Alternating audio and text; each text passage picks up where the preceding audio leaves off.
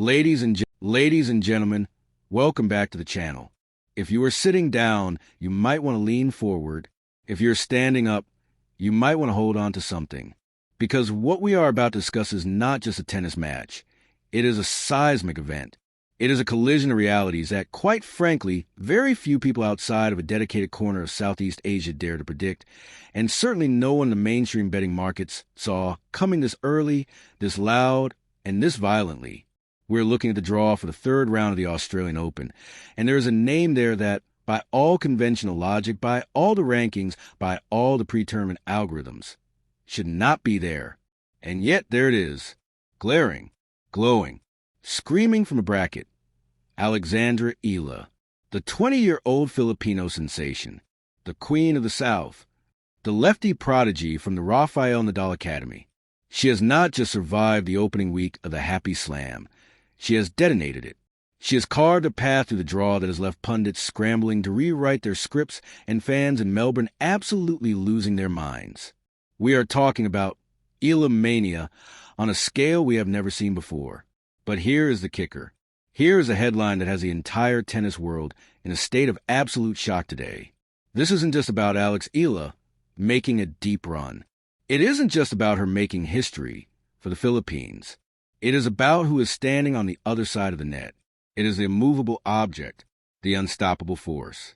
The Queen of Melbourne Park herself. The back-to-back, defending Australian Open champion. The woman who treats Rod Laver Arena like her own personal living room. Aryna Sabalenka. That is right. We have a third-round clash that feels like a fever dream. The ultimate underdog story versus the ultimate dominant dynasty. Alexandra Eala versus Aryna Sabalenka. David versus Goliath doesn't even begin to cover it. This is a matchup of such stark contrast in power, in experience, in stature, in play style, that it is practically Shakespearean. On one side, you have Sabalenka, a woman who hits the ball with the force of a freight train, a player who has forgotten how to lose on these blue hard courts. She is coming into this match with the swagger of a champion who believes a trophy is already etched with her name. She destroys opponents. She suffocates them with pace. She is the heavyweight champion of the world in tennis terms. And on the other side, you have Alex Eala, gritty, crafty, a lefty with a heart the size of Manila. She is fighting not just for herself, but for an entire nation that has turned Melbourne Park into a satellite province of the Philippines this week. The crowds for her matches have been deafening. The support is unprecedented. And she is walking into the lion's den to face the most terrifying player on the WDA Tour. The question on everyone's lips today is simple. Is this going to be a massacre? Or are we about to witness the greatest upset in the history of Asian tennis? In this video, we are not just skimming the surface. We are going deep. We're going to break down exactly how Alex Eala pulled off the impossible to get here. We are going to analyze the terrifying form of Aryna Sabalenka. We're going to look at the tactical keys. How on earth does a counter-punching lefty dismantle a power-hitting juggernaut? And we are going to talk about the atmosphere, the psychology, and the sheer historical weight of this moment. Buckle up. The tennis world is shocked. The draw is broken. And we are about to witness something unforgettable. Let's take a breath and rewind. To understand the magnitude of this third-round clash, we have to understand the journey. Context is everything in tennis. You don't just wake up and play Aryna Sabalenka in the third round of Slam. You have to earn it. And the way Alex Eala has earned it is nothing short of cinematic. Coming into this tournament, the narrative around Eala was potential. It's a word we've heard for years. Since she was a junior Grand Slam champion, since she started training in Mallorca under the watchful eye of Rafa Nadal and his team, the word has been potential. But potential is a dangerous thing. It's heavy. It's a burden. Transitioning from the junior circuit to the pro tour is the graveyard of prodigies. We have seen dozens of next big things crumble under the weight of expectations. But this week, Alex Eala dropped the potential and replaced it with performance. Her first round match was a spectacle. We saw the reports. Thousands of fans queuing outside Court 6. A court that was never designed to hold the passion of the Filipino community. It was a security nightmare, but it was a player's dream. That energy, that noise, it carried her. She played with a level of maturity we haven't seen consistently before. She absorbed pace.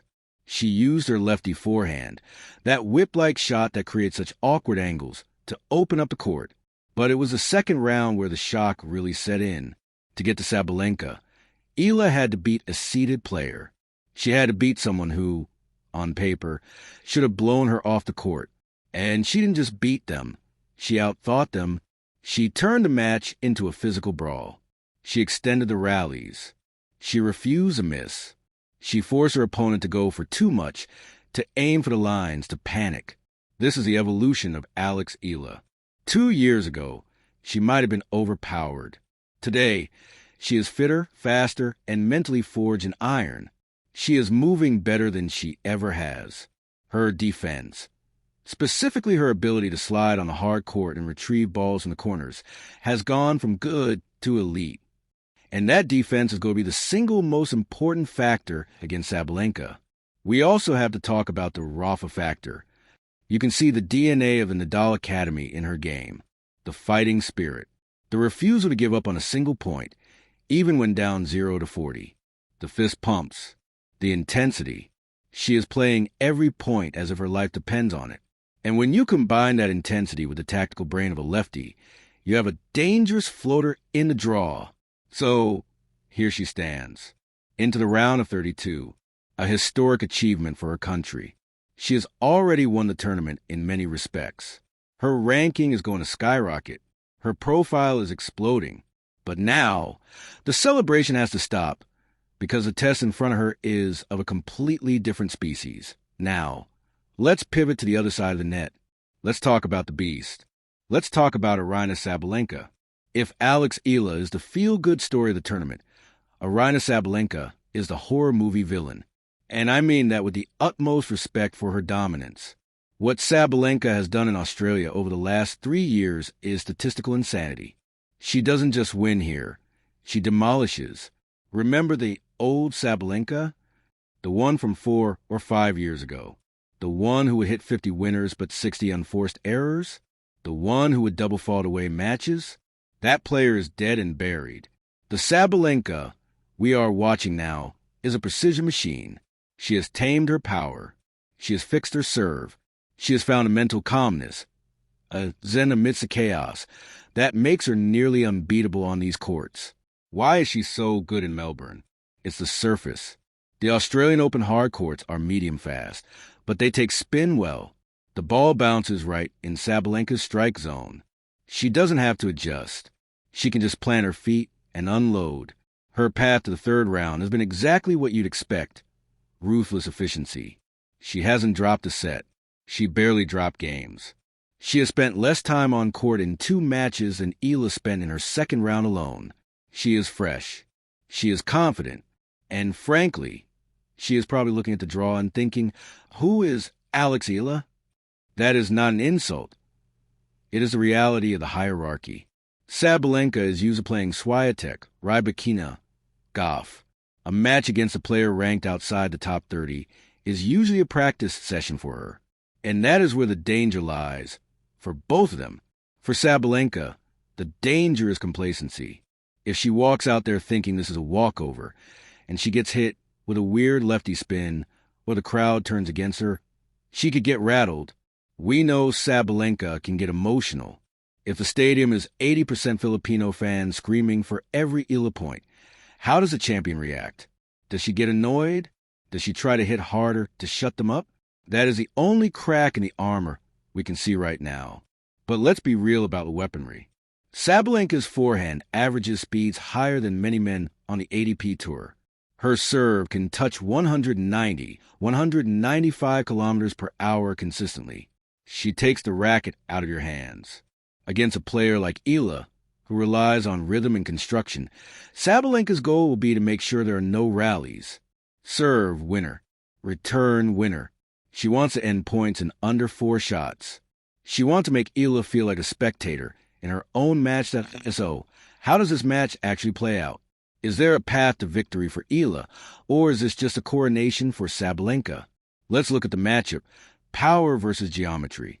Sabalenka plays linear tennis. She hits through the court. Eala plays angular tennis. She opens the court. The key for Eala is her left-handed forehand cross-court. This is a specific shot that troubles power players. If Eala can hit her heavy topspin forehand high and deep into Sabalenka's backhand wing, she can push Sabalenka back. Sabalenka likes to hug the baseline.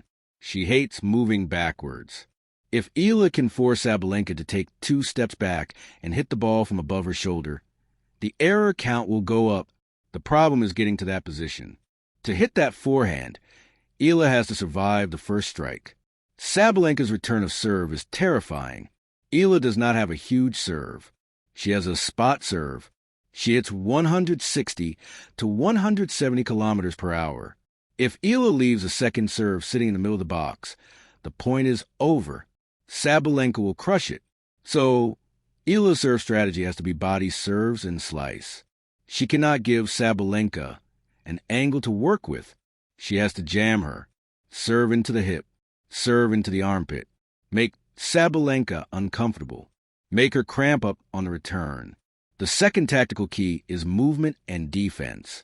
Eala cannot out-hit Sabalenka. If she tries to trade power for power, she will lose 6-1.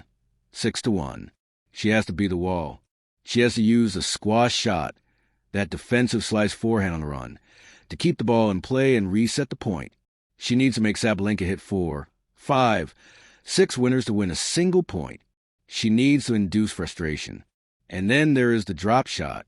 Sabalenka moves well side to side, but moving forward is still her weakest link. Eala has great touch. If she can drag Sabalenka into the net on her own terms, she can pass her. But hitting a drop shot against a ball coming at you at 130 kilometers per hour is incredibly difficult. It requires hands of gold. We cannot ignore the X factor here, the atmosphere.